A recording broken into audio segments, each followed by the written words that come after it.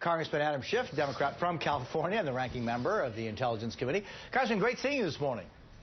Great to see you. What are you expecting to hear from Secretary Clinton as she goes after Donald Trump's foreign policy? Well, I expect to hear, as the lead-in mentioned, that Donald Trump is simply unfit to be the president of the United States, unfit for a number of reasons. He lacks the experience, he lacks the judgment, he lacks the temperament. The views that he's expressed are really antithetical to our national security interests. The only challenge Secretary Clinton will have is there's too much material. I hear from Republicans all the time who don't want to speak publicly, but are terrified at the idea that Donald Trump could be the leader of the free world. This is an extraordinary thing. I think, frankly, it's the most reckless thing the GOP has done in modern times is to be on the verge of nominating this man to lead the free world. It's staggering. So she'll have to choose between a variety of topics in terms of Donald Trump and national security, but I expect she'll also burnish her own experience, talk about her own judgment, relationships around the world, how she would approach these issues. So I'm very much looking forward to the speech. And Congressman, here's how Donald Trump reacting to the big speech from Clinton. Let me play part of that for you. She lies. She made a speech, and she's making another one tomorrow. And they sent me a copy of the speech, and it was such lies about my foreign policy that they said, I want Japan to nuke.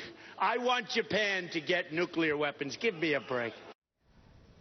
You know, it seems in this campaign, Congressman, nothing really sticks to Donald Trump. I mean, is there anything that Secretary Clinton can say that, I mean, people don't already know about Trump that could actually move people's decision one way or another? I think what really has stuck, Jose, is the fact that overall people understand increasingly that he's just not suited to be president of the United States. He doesn't have the kind of temperament, just the language that he uses, the vulgarity.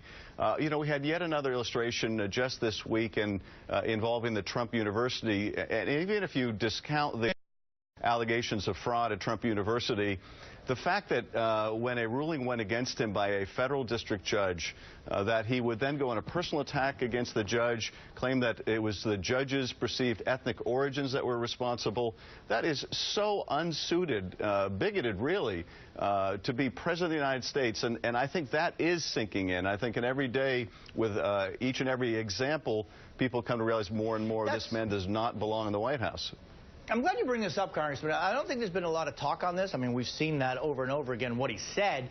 And so I've been, kind of struck by that. So what does it, why mention that the judge who was, born in the United States, by the way, is an American, why throw his background in when you're mentioning? Well, exactly. It's completely inappropriate, and that's probably the most delicate term I can use.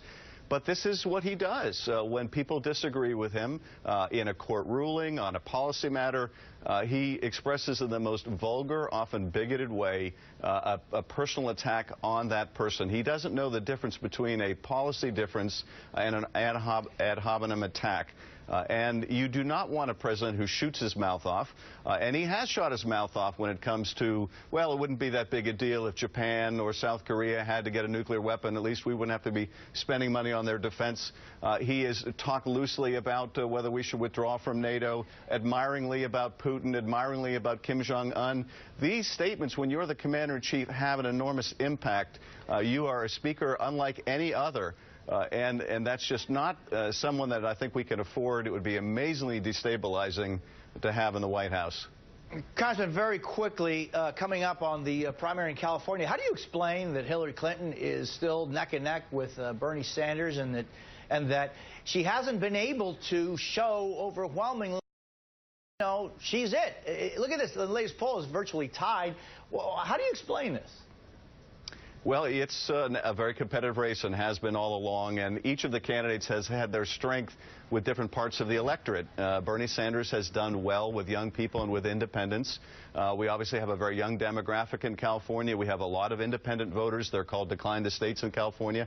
Secretary Clinton has done well with Democrats and with all of the other voters in the state, and a very broad coalition that crosses gender and ethnic backgrounds.